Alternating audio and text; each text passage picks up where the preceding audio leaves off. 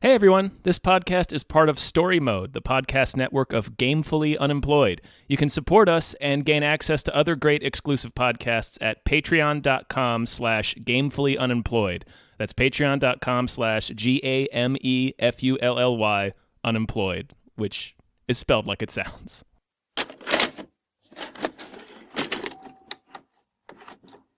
Oh, it's so good in my tummy. Feels so yummy in my tummy.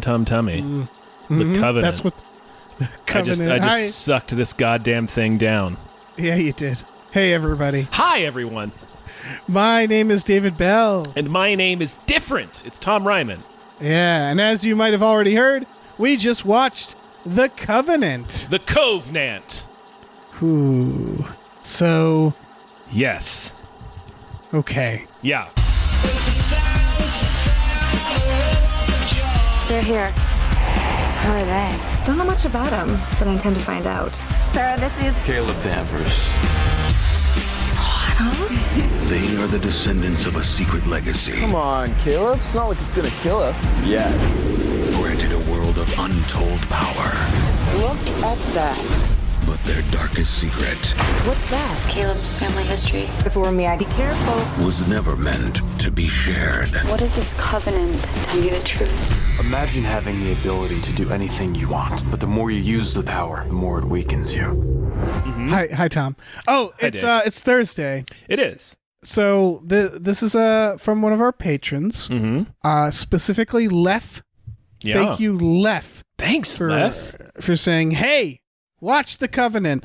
And you know, I'm surprised it's taken me this long to watch this film. I'm not. Okay. I'm not Well, surprised it's taking me this long. If I knew it was Rennie Harlan, I would have jumped right on this. And had I not known it was Rennie Harlan, I never would have guessed. Yep. It is okay. It is Rennie Harlan looking at them Twilights and them Harry Potters. Oh, Twilight And being wasn't out like- yet, sir. Are you shitting me? Really? This is 2006. That's incredible. Mm-hmm. So Twilight saw this and they're like, we could suck like that. Yeah, at least the movies did. I think the books already existed at this point, but...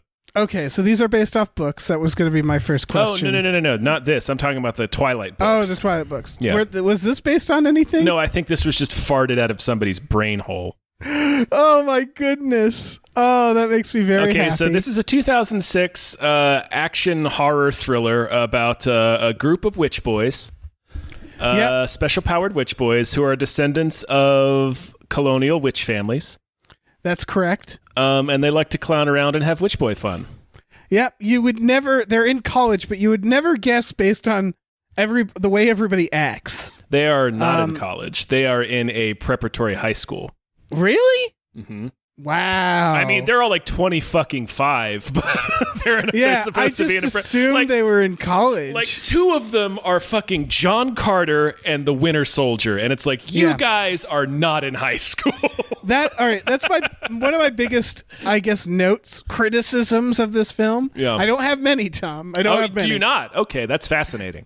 No, I do. I have a lot.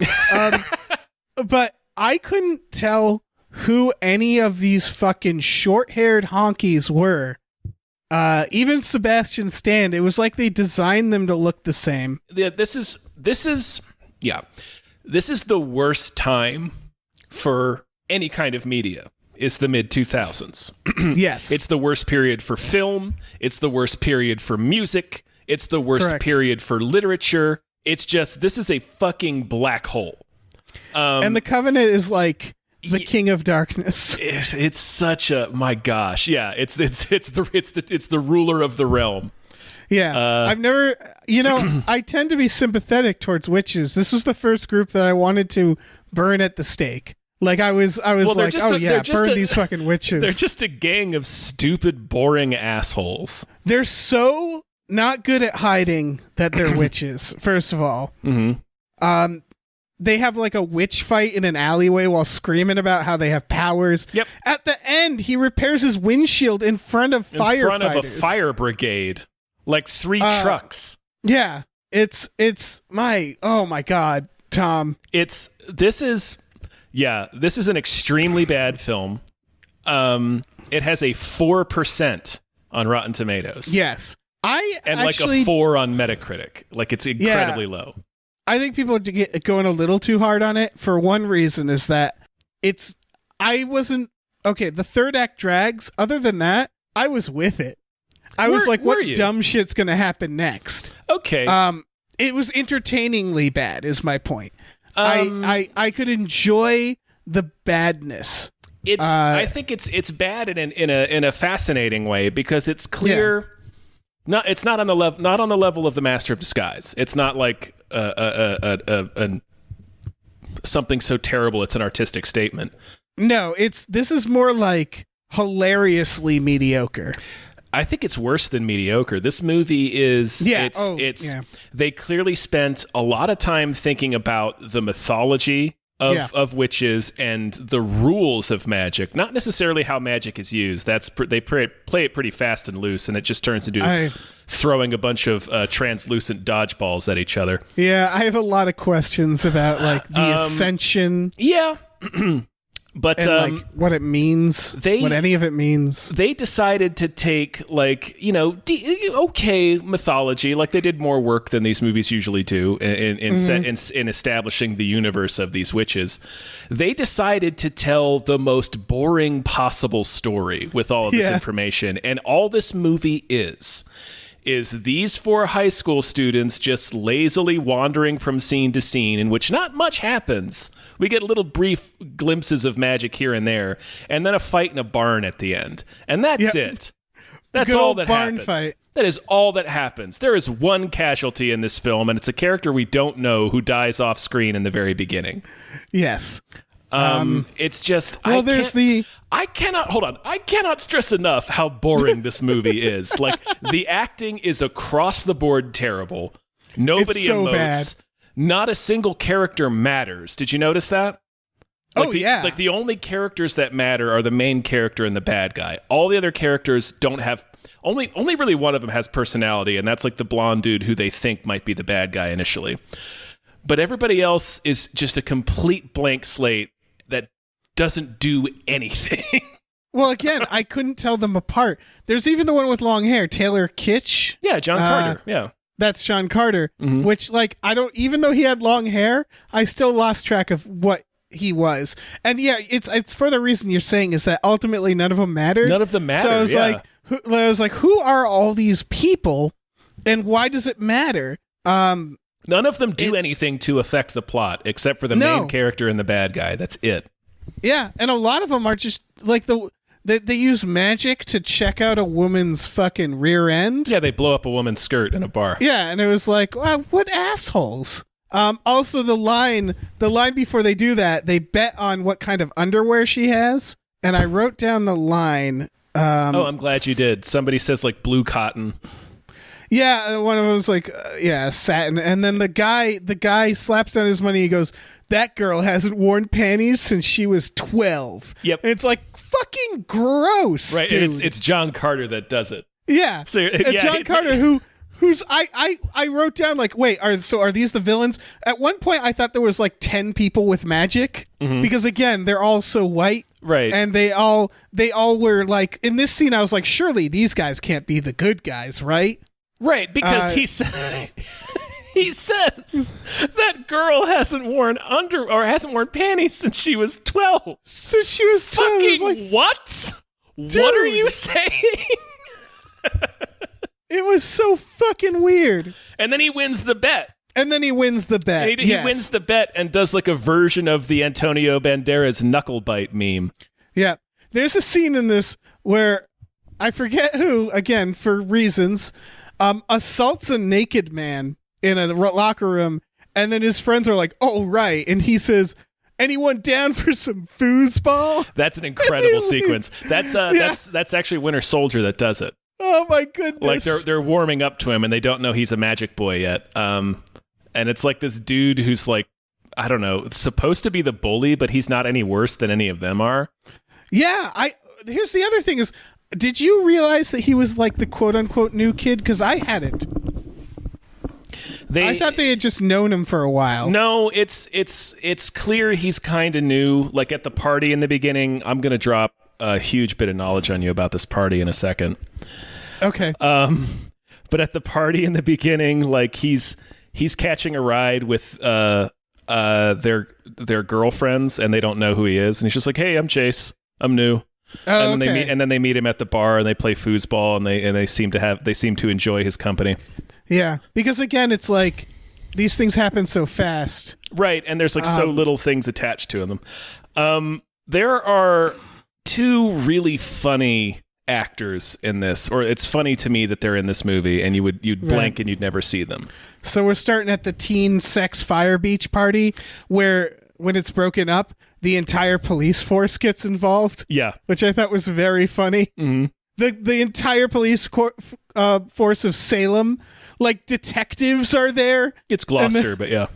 Oh, it's whatever. I think so. I mean, it's somewhere. The hospital's in Gloucester. Okay, I'm pretty sure they said Salem because they probably did. I don't know Massachusetts geography. Yeah. Well, just because it's witches and they talk about, I don't know. Man, I don't know. Should we just go through the film, or there's two things I wanted to point out at first. Okay. Of the four main witches, you got Dickhead Nobody, who's the main dude. Mm-hmm. You got John Carter, who's his erstwhile sidekick. Yep. Who gets into a magic motorcycle accident. Yeah. You got Malfoy. And then you got the fourth guy who like doesn't really say or do anything. He's just kind of there. Yeah, I'm honestly, when you said fourth guy, I can't for the life of me remembering there ever being four of them. There were four. There's four on the poster. You watch The Boys, right? Yeah. That fourth guy is the Deep. There's a bit of that. I mean, Sebastian Stan, where it's like, Sebastian Stan. Yeah. Like, I was thinking about him and what he probably was going through in his head about his career being in this movie, saying some of the worst lines ever, and really hamming it up too. When he has to fucking show up in the road and give a Little Miss Muffet line, a rhyme, and they don't let him stop. He has to say the whole fucking rhyme. And he has to do it in like a scary voice. Yeah. And it's like someone on set needed to be like, this isn't working. Yeah. Let's figure out a new line for him. There's like 3 different scenes where he just sits there and spews out some of the sweatiest exposition. It's so bad. And he has to do it in a very operatic villain way. So it's just, he's hamming it to pieces while he's just chewing on this exposition. And it's so bad. Like the scene where they fight in the main character's girlfriend's dorm room. That's like a 10-minute scene. Yeah, of him just talking and then occasionally beating the shit out of the guy with magic. There's a lot of that. There was the mother is like, I wrote down the line, these powers you and your friends develop when you were 13. She adds in like when you were 13 in this casual line, and it's like everybody she knows that, he knows that, she's just saying it about for us. Like, why would she specify? Later the college girls are having like, oh sorry, they're not college girls, which makes this even fucking worse. They put girls down into their underwear a lot. Where they're like in their night underwear and like giggling and talking about the old money families of these boys. Yeah. And it's like, why are you talking about this? Yeah. What is happening? Yeah. Why because there's this? There's so much exposition, and they kind of like, it felt like the writer just like took it all and spread it out to no one in particular, just to get it out there. It's incredible. There's one more thing that I I was going to say, what's the second one final thing that I must point out. Okay. One of the boys, not one of the magic boys, just one of the rowdy boys. Okay. At the bonfire party in the very beginning. Yeah. Is fucking Steven Crowder. Are you kidding me? I am not kidding you. One of the teens at the party in the beginning is fucking Steven Crowder. Well, that's all right. Not to derail. That's the secret to a lot of these people like him and Ben Shapiro, is that they started wanting to be in entertainment. Right. They try to be comedians or actors or writers and failed spectacularly. Yeah, and so they found a new calling. That is incredible. I'm trying to look it up to see him. And you know what? I don't even know why. I don't even know. Is he one of the people who magically pukes on himself? I think so. That scene, I kept pausing like it was the fucking Zapruder film, trying to, like, because it happened so fast. Like, I was like, why are they fighting? Like, it was like this sudden thing. And somewhere in that, he meets the girl Sarah and goes, Sarah's my grandmother's name. And so you got to stop and try to figure out what that is. And it's like they say so much nonsense, and then they all puke. Yeah. Because of magic. And I love the line. There's a line after where they're oh God, what's the line? They're walking away, and one of them says, "His friend's puking sure came at an opportune time." It's like these fucking lines. They're incredible. It is pretty magical. The first, I texted you and said this movie's already terrible. I had not gotten past the techno White Zombie remix credits. Yeah, the horrible White Zombie remix. And that the opening credits last for like 5 minutes. Yeah, the opening crawl, the first line I wrote down was, "No one really knows how the power came to be." And it was like, oh, here we go. And then when they're standing over the cliff in that terrible filter looking down at the party, and one of them goes, "Let's drop in," and they float down. And then another one says, "Come on, Caleb. It's not like it's going to kill us." Yeah. It's one of the most incredible fucking, like the dialogue in this. It's above and beyond bad. It is astoundingly bad at every turn, and the acting is just meets it head on. This is some of the worst acting I have ever seen. It's so movie. good. Yeah, well, I blame the writing because, like Sebastian Stan, he was in the Devil All the Time. Like, we know he can act. Yeah. But when you give them this line, they're like, all right, I'm not going to try very hard. Yeah, and he's hamming it up. I mean, it's still not a very good performance, but he's at least memorable. Right. Unlike anyone else in this film. Yes. Oh, God, I'm so disturbed by the fact that this is apparently high school. Yeah. No, it's supposed to be high school, and that's just a whole ass thing. When the girl takes a shower in the chandelier bathroom, and the dorm showers are like frosted glass, so we can see her ass. They're also they're enormous too. Yeah, like an enormous shower stall. Well, I mean, I guess it's a private high school in New England, a private boarding high school in New England, so they probably would have pretty fantastic facilities. Yeah. But then they have like weird haunted chandeliers. Yeah. And it's just like, why would they ever make that glass frosted in a school? Why would they do that to them? To be sexy. To be sexy. To have sexy teens. Yeah. Everybody wants to. Yeah, and she hears like a noise. I can't be near these sexy children. Or whatever the line. What's that Sergeant Hatred, whatever the line is. Right. And then she like walks back to her room with the towel, and it's like, you didn't bring clothes? Yeah, you didn't bring, man. Yeah. Like, what's going on? I mean, I know what's going on. Well, again, the two roommates like keep stripping down to their underwear. They're having a slumber party. Okay, amendment. I didn't bring my clothes to the shower in college. I walked. That's fair. I walked down there in my flip flops, my towel, and my little shower basket. I was hoping you were like. That's all I had. Hoping you were like, no towel either. Oh, just no. Power move every time. No, I wasn't that cool. Yeah. All right. Before we talk about Darklings. Because I got to talk about Darklings. We got to talk about Darklings because they matter for 2 scenes and then are never mentioned again. But yes. And are never explained. Never explained and are never mentioned again. Yeah. For people who need to know, I guess let's just talk about Darklings. They're like visions of the dead that then go and like their face morphs. And that's it. And they show up for jump scares every now and then. Yes. And they keep going, I just saw a Darkling. And I kept thinking, like, could you stop calling it a Darkling, please? I need you to stop saying that word. Yeah. Yeah. And yeah, I still don't know why they existed. Why did they see them? They were saying someone else is using magic. They apparently manifest when somebody. This is us doing the movie's work for it, by the way. They apparently appear when somebody is using magic, but like. What does that mean? Like, I don't. Does it mean that anytime anybody's using any magic, these things show up? Or are they using magic specifically to summon the Darklings? I don't know. I don't know. The whole power stuff. So they get the powers at 13, as we're told. They ascend when they're 18, which means that they age super fast? You age if you use the magic. Okay, this is like an anti-Twilight in that instead of like sexy forever young vampires, they're like, nah, you turn old and crusty. Yes, That's the conceit in this movie is, and this is not a bad idea.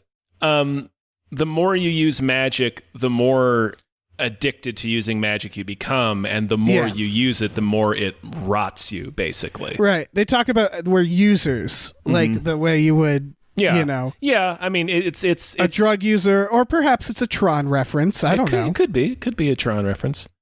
That's only after the Ascension, though, right? Mm-hmm. Okay. I think so. Okay.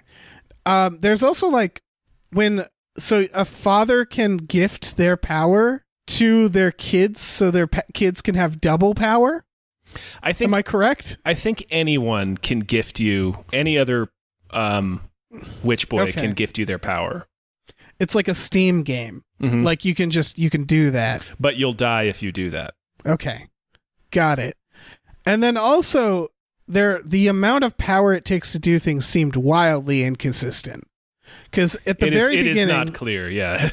To run from the cops, they're going to float off a cliff, and they say we all need to use our powers to do this. So it takes 4 people to make a car fly, which again they do in front of the cops, and then the cops just I don't know what. I mean, they go home and either shoot themselves to death or drink themselves to death. It's just a question of how quickly they kill themselves after that. Yeah, that's true. So yeah, they're not inconspicuous. And then like not a few scenes later, when he sees his first Darkling, our main character gets hit head on by a logging truck. Mm-hmm. His car pops like a balloon. Yeah. Like it explodes. Full on explodes. Yeah, like in a way that a car has never exploded. Mm-hmm. Because all the pieces like fly off like it's a Lego car. Mm-hmm. Like it just shatters. Right. It flies into like perfectly intact pieces. It's wild. And it goes like Matrix slow, and then all the pieces reform on the other end. And then he calls his friend and goes, I just saw a Darkling. But like what happened there? So he, with his powers, just one person, he can unexplode a car and resurrect himself? Or like teleport? Like it's like making a car fly. That takes 4 people. Mm-hmm. Making a car disassemble and reassemble while also floating? Mid-explosion. Like he's already been hit. Right. He's caught off guard by it. Yeah, he doesn't even see it coming. He's not bracing for it. No. Right. And apparently that is just one person. Just one dude, and like he doesn't even hang up his phone. Yeah. He has presumably his phone explodes and comes back and together. Reassembles. Yeah, no, it's like transporter technology. Yeah. It is pretty dumb. I mean, it's not a bad idea, but like it's a cool image. It's a cool idea, but that happens very early, and then we never see anything on that level of power for the rest of the movie. Right. Well, that's like amazing powers. And then later he's like, this guy's too powerful for me. And it's like, why? You did something incredible. And then after this, it's mostly just him dating that girl he meets at the pharmacy. The cool pharmacy everybody's going to. Well, he meets her at the party. Oh, right. And then they meet cute at the pharmacy. Yeah. I just love that the pharmacy, everybody's like, hey, what's up? Right. There's like everyone's at the pharmacy. Yeah. Like he shows up there, say, hey, I'm getting my medication. And then John Carter's girlfriend's there, and she's like, hey, Caleb. And he's like, hey. And then blonde lady walks in, and she's like, hey, Caleb. And he's like, hey. And then John Carter shows up. He's like, hey, Caleb. He's like, hey, what's up? And it's not like a CVS. This is like an old town pharmacy, like that has like children's trinkets. Yeah, and it's like an old timey strip mall pharmacy that's just clinging to life as the area around it gets gentrified. The The scene was like almost the Heil Hitler scene from Jojo Rabbit. Yeah. When they're all like, hey, what's up? Hey, what's up? People just keep walking in. It was so weird. Like, why did they put it in a pharmacy? Why did they put it in a pharmacy, and why did they have so many people just show up in the span of 20 seconds? Yeah. Like, it was not meant to be funny, but it was absolutely funny. It was very funny. Yeah. I think Caleb was going to get medication, so they're like, well, it's so weird because it's like he could have been anywhere, though. He could have been walking out of the pharmacy, and they could have been like, oh, hey, how's it going? But no, they made everybody in the fucking pharmacy doing their own pharmacy stuff. Something like that happens later, where when they find out that Sebastian Stan, it's the weirdest thing. They don't do a reveal. They just go and find it out. Which I don't know. You could have a part where the guy you think is good is suddenly like, aha, I'm bad, But they don't do that. They break into records. They piece it all together. And then there's a quick scene where they're like, what do we do now? And they're talking, and they're in a church. Did you notice that? They're in like, so that's like where they go to read their book. Okay. Because they don't show anything before or after that, and they just appear to be walking through a church. And I couldn't figure that one out. But if they went to like consult their magic book. That's like where they go to like consult their magical book. Yeah, I feel like maybe a scene was missing, was cut along the way or something. I don't know. It doesn't matter. It truly doesn't. No, none of this fucking matters. I have notes about how he takes that trusting girl to his old colonial house in the woods. Yep. His colonial murder estate. Yeah, just in where the middle of the fucking woods. Where Gorman, their maniac caretaker, just shoots at them. Yeah, and this poor girl is just like, this is the best date. So they meet at the pharmacy. He's like, you want to go do errands with me? And I'm going to drive you into the woods, maybe to kill you. We don't know. Possibly to kill you. Turns out we're going to get shot at by my old caretaker. And then he gets back in the car and goes, so you want to shower or change first? And she's like, why? And he's like, because we're going out. And then it's hard cut to a dive bar. Mm-hmm. And it's like he just told her they were going to Chuck E. Cheese. Like, they're so excited to go to this shitty dive bar. That's when we get the underwear scene. It sure is. Yeah, that's when they bet money on what underwear she's wearing, yeah. Yeah, that's also where we get the dance sequence, Tom. Right. Where they're playing foosball. And the girls are like, why do the guys have to get to have all the fun? And so she gets a quarter and she's like, I'll show you what girls do. And puts a quarter in the jukebox, puts on Joan Jett, and starts like sexy dancing. Yeah. And I love this scene because she brings our hero into the dance floor and starts dancing. And it feels like they're trying to cut around the fact that he's not dancing.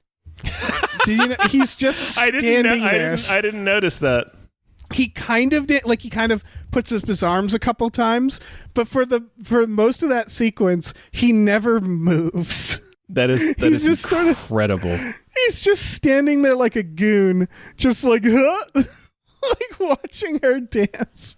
I think he like spins her, like he does bare minimum dancing. It's incredible. This movie's incredible. I'm just rethinking that scene now.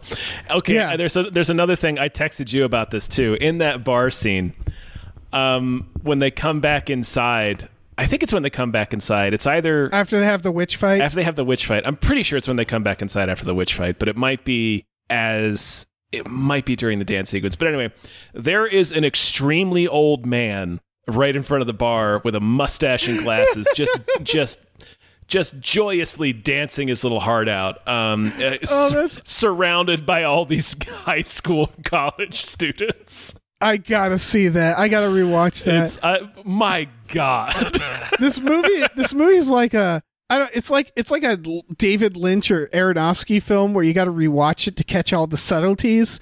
But in this case, it's like these weird, bizarre like moments. I gotta watch this fucking guy. He sounds like a hero. Do you think it's Rennie Harlan? Maybe. You think Rennie Harlan stuck himself in this movie somewhere? I mean, he does sometimes. Yeah. That would be perfect. He has been known to do that. God, there he is, Steven Crowder as Party Kid. I told you. I'm just going through the IMDb. I don't fucking told you he's in it. Yeah. Like that, it's like a fucking fever dream. It's like, is that fucking Steven Crowder? What the fuck's going on? Yeah, what is this and movie? Then this What weird, the shit is this? Who's that weird old bastard fucking dancing with high school kids? Like, what the fuck? Did no one have control over this film? Oh my. Fucking incredible. God, I'm just going through my notes now. No, For please some do, because I foosball, don't have anything specific left in my mind other than just this movie is bad and boring. Yeah, okay, well, I have a few others. Okay. Let's see. I wrote down the line, someone's using powers and I mean big time, which is just, again, the lines in this are so bad. Yeah. When he sees another, I also noticed at this point that the main character has an antler chandelier. And it was like, what's going on with these fucking chandeliers? There's some strong chandelier game in this high school. Yep. Oh, swimming contest set to new metal. They're so into fucking swimming. They are into swimming, which checks out for the Deep. Yeah. Some real foreshadowing for him. Yeah. It also made me realize, like, all these fuckers are going to grow up to be senators. Oh, like, hell yeah. No, yeah. Yeah. These white bastards are, like, they're such preps. Yeah. And they're like, yeah, let's do a swimming contest. They're all going to grow up to pass anti-abortion legislation. Yeah. Yeah, absolutely. Yeah. Them floating on the ceiling. Miss Muffet. I can't stress enough the Miss Muffet line. It is extremely stupid. Yeah. Yeah, because he says something like, "Come to save little Miss Muffet, have we?" No, well, you're too late. A spider came down and sat down beside her, and he keeps going, and it's like, stop. Yeah, we get it. It's done. Like, stop it, please. Like, for the love of God. Yeah. I want to discuss Sebastian Stan's plan. Mm-hmm. So what we learn is there was 5 like witches in this town. Yes. And five little witch boys. Yeah, one of them died, so there's only 4 left. Mm-hmm. The reveal is that the 5th one fucked his wife from beyond the grave. Yes. Am I correct? Yeah. He came to, it was like John Putnam, who was executed, I guess, as a witch, but then like he came to this. It's the Goody Pope. Goody Pope was the lady. He came to Goody Pope as a, and I love that they kept saying Goody as if it was her first name. Yeah. Because that's not what Goody means. But right. Well, they say it's short for Goodwin or something. They also say. Is that what they say? Because that's not what it is. I thought they said it's Goodwin. I don't. Yeah, that's not what it is. Doesn't matter. None of this matters. He fucks. They literally say he died this year, and then 10 months later, this person was born. And they also say something about like being visited for like sex in her dreams or something. And so he comes to her as a succubus in the night, basically. Yeah. So okay. And then Sebastian Stan grew up not knowing his powers. He killed his foster parents. Yeah. And then he talks about how he met an old man, his real father, who taught him everything. We never see that person. No, he died before the movie started and gave him all his power. Okay, I thought maybe that was like a Voldemort situation where they're like, in the sequels, we'll get into it. No, he's dead. Yeah. He gave him his power. And so he's mad at them. Why? I don't know. Yeah, he wants... I guess he's like he's resentful for not being part of the group. Yeah, apparently they didn't defend his great times infinity grandfather. Okay, but I don't know. I don't remember why, because this movie was impossible to pay attention to. Yeah, he's also, he says that he tried. This was the weird one, is that the main lady that our main guy is into, Caleb, Her name is Sarah. Yes. Her roommate, Kate, Yes. starts having like she has spider dreams about her. Yes. And then she gets a fever. And the doctor is like, I don't know, looks like spider bites. Well, Which is a what great he line. says is, well, it's what the fuck does he say? It's like an allergic reaction. She came in here and then now she's has a fever of 101 and now it seems like she's in anaphylactic shock and they're like, what does that mean? It's like it's an allergic reaction to like an insect bite, maybe a spider. Yeah. And then it shows her body and she is literally covered in bites. Yeah. So there's two things I want to talk about right here. Okay.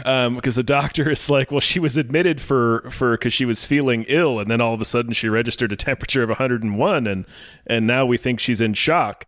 But it's like she's covered in bites, my man. Here's what it's like. This is like a doctor coming in and being like, the patient has stomach problems, like a pain in their stomach, and we connected it to kind of like it looks like there's like kind of a hole going from their stomach out into their skin, where I think there's a stab wound. Mm-hmm. We believe a knife was placed in this hole. Yeah, they're like it's very weird how he describes it. Right, and the other thing, and this is nitpicky, but this movie is so stupid, so fuck it. But he's like, like she was bitten by 100 insects, like spiders. It's like spiders aren't insects. Come on, man. Right. Like, but they need someone to say it because she has spider dreams, right, which also causes. They didn't want him to say spiders. Like they didn't want him to say bit. They wanted to build up to that line. Right. It's very funny that they thought the audience was so dumb that they couldn't connect the dots there. Where it's like she had a dream that her roommate was covered in spiders. Yeah. And then they need the doctor to be like, I don't know, nudge, nudge, spiders, you know? Yeah, like maybe she was bit by a shitload of spiders. Yeah. So he does that to piss off Taylor Kitsch. Yeah. According to Sebastian Stan later, he says, I wanted to get to him to get to you. Yeah. But then he just also kidnaps his girlfriend. Exactly. Yeah, exactly. And I'm like, I don't know what you're doing, man. I'm all right. She literally sleeps in the same room, and it's like, why didn't you just go after her? Why didn't she get the spiders on her, my man? Yeah. It doesn't make any sense. It's just it's him doing whatever the screenwriter decided he wanted him to do at that particular point. Yes. And then he's like, I want you to give me your powers. So that's what he wants. Yeah. Is he says like, I didn't know, I wasn't trained. I didn't know that if you use your powers a lot, you get addicted. So I've been using my powers a whole lot. And like, now I'm like, I really need powers. And he's like, so you need to give me your powers and that'll help my addiction. And very rightfully, the main character is like, it doesn't work that way. Yeah. Because why would it? It's like if someone was like, look, I'm addicted to this heroin, so I need you to give me stronger heroin. It doesn't. So that way I have a bigger supply. Yeah. So I don't run out. Yeah. It's like he says something like, you're not an expert, you don't know. And it's like, he knows more than you, don't you think, Sebastian Stan? Yeah, he's got the little fancy book he goes and reads. Yeah. And it's very baffling, and I think they're trying to cover it up with like, oh, he's out of his mind, you know, like he doesn't know, but so his plan is meet me at this barn, yeah, and give me your powers and give me your powers when you ascend. I have a question about what is the good guy's plan, because at some point he like calls his friends, like his plan is for Sarah, because Sarah now he's like, I'll kill her, I gave her a curse or whatever. Mm-hmm. And it's like he leaves her with his friends at the school dance, and then goes to face Winter Soldier in the barn, and that's the entirety of his plan. That's the entirety of the plan, because at one point he calls his friends and they're like, how's it going? And I'm like, wait, why isn't his friends with him? Right, like they should be, but they're not, because they ultimately do not matter. They don't matter. They're like, here's the plan. You guys go enjoy yourselves. I'll handle it. Yeah. And they're like, good plan. Let's do it. You guys go to the dance. Here's the plan. You guys exit the movie. Yeah, exactly. And so at this point, it's implied, right, that he gave her some sort of spell that's going to kill her. Mm-hmm. But he makes a spider go in her ear while she's sleeping. Yeah. And he's like, if you do that too long, it's going to kill her. And he's like, oh, I know.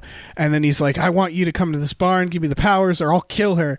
And then the spider leaves her ear and disintegrates, and she looks okay again. And does that mean the spell isn't in effect anymore? I guess. So, like, for any hostage takers out there, aspiring hostage takers, you have to continue to have the hostage in order to get what you want. In order to maximize the benefit of the hostage, yes. Yeah, but it seems like he breaks the spell and says, and I'll do it again. All right, meet me at this barn. And at that point, if that's true, I would go to the girlfriend who knows what's up, and I'd be like, you have to leave town now. He let you go, and he's threatening you. Get as far away as you can. But he doesn't do that. He says, go to the dance. And then sure enough, she shows up in the barn again. Yeah. And it's like, he let her go once. Or if I'm misunderstanding it and she has like some sort of curse, like a drag me to hell curse, then my question is, why does killing him break that curse? Isn't the idea like I cursed her and I won't uncurse her unless you do this thing? I don't know. Because killing him doesn't break the levitation spell that she's on. You're right. Floating above the fire. But then, of course, they don't find his body at the end. So they're like, maybe he's still alive for the sequels. Yeah. So I guess he's just not dead. The magic doesn't add up. No, it's stupid. It's just them. It ends up just them being, just them like throwing force balls at each other. And it's like, was this what magic was in Salem? Is this what was going on that caused the witch trials? They're like Jedi. Yeah. One of them makes a fucking keg float, and then the other one creates like a sonic blast at the other in the first fight. And in this one, it just looks like balls of water that they're throwing at each other. Yep. The magic in this is bad. It's very stupid and boring, that's for sure. Yeah, repairing the windows, like the again in front of the firefighters, like it all just looks CGI and bad. And magic fights are dumb and stupid. Yeah. You know what movie had a good magic fight? That was also about teen witches. The Craft. Why try to reinvent the wheel? This is basically The Craft, but terrible. Yeah, it's The Craft for boys, and therefore it is terrible. Yeah. Like, the magic fight in The Craft is fucking badass. It's awesome, yeah. Yeah, and it goes places. It's, like, dark and weird. Mm-hmm. This is just, like, it's just fireball. We're just going to fucking Dragon Ball each other. Yeah. In a barn. In a fucking barn. One of my favorite shots in this, and I don't know if it was supposed to be funny, it's almost like a Raimi shot, is he blasts Sebastian Stan, and they do like a Raimi cam that's on, like, strapped to Sebastian Stan as he, like, blasts through a stable. Yeah, it's pretty funny. And his face, he has this face like, ah! And it's like, oh, what a stupid movie. He blasts through a few stables. He sure does. He gets tossed around. Yeah. Oh my God. This movie is very, very bad and boring. I don't know. Yeah. I don't know how many different ways I can say it. Well, I contest the boring only because, all right, again, it drags in the third act. Once you get over the novel of it, but the first part I found hilarious because there was pretty goddamn funny. Yeah, there's so much. Every wrong decision you could make is made in this film. Yeah. You know, like, you sit down and make a list. How to make a good movie. Don't put Steven Crowder in it. That'd be on the top of the list. Step one is don't put Steven Crowder in your film. Don't have like a weird old guy dancing. Maybe write good lines. Yeah. None of that. Maybe have an interesting story. Yeah. Instead of just teens talk in different rooms about magic. Yep. By the way, Taylor Kitsch's character is named Pogue Perry. So that's something. I think that's enough. Yeah. I think we can cut the episode off now. Yeah. Oh, wait. I have one last question. Pogue Perry. Get out of here. Is Malfoy the one that confronts her in the bathroom when she's like, there's someone in the bathroom? Yes. Okay. It's because early on, they were trying to like plant him as a red herring. Implicate. Yeah. And then they do the most useless sequence is when she's like, there's someone in the bathroom. And he's like, let's go check. And there's like one shot where he's like, doesn't look like there's anybody in here. And then the scene ends. So I was like, I don't know why we've traveled to the bathroom for this. Well, the steam turns into a person briefly and dissipates. Right. And the steam person is clearly Sebastian Stan. So Yeah. they really blew their wad way too early, because they keep for like another 20 or 30 minutes they keep trying to play that maybe Malfoy is the bad guy. It's like, no, you already showed us that Sebastian Stan was spying on her in the bathroom. Who has fucking steam powers? That doesn't come up again. The fucking reassembling your exploded car doesn't come back up again. Right. There's a lot of really sweet magic, well, not a lot, but there's a couple of really sweet magic spells in this movie that they just don't do ever again. Yeah, sweet in terms of, like, if this was real life, it'd be like, oh yeah, I'd take those powers over not having powers, you know? God, what if you had powers and it had to be these stupid powers?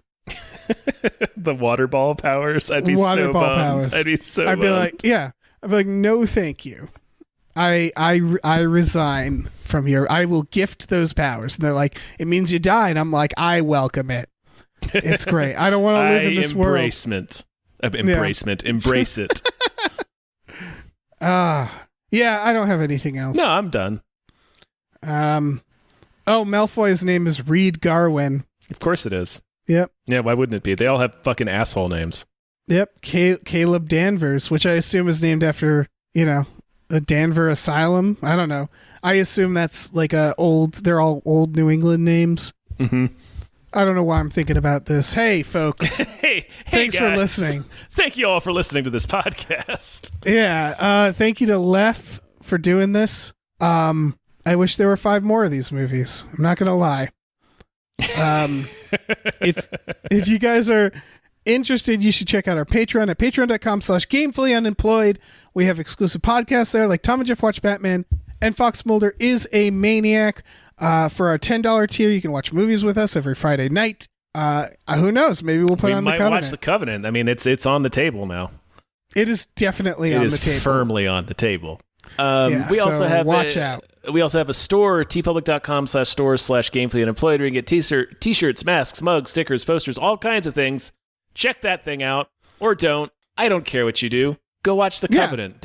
Whatever. Go watch The Covenant. Live your life. Be free. Be a free steam spirit in the bathroom of a Massachusetts private boarding high school. Be steamy. That's what we always say. Be steamy. My God, how did we not mention the fact that Sebastian Stan says he's gonna make him his Weotch?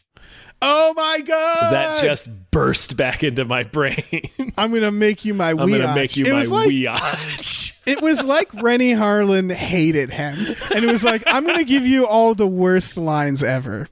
This movie is like Rennie Harlan hated himself. Yeah, in the world. Yeah, it's in the world. He wants to spread his hate around. He's trying to make us all his Weotch. Yeah, we all became his Weotches watching this movie. Mm-hmm.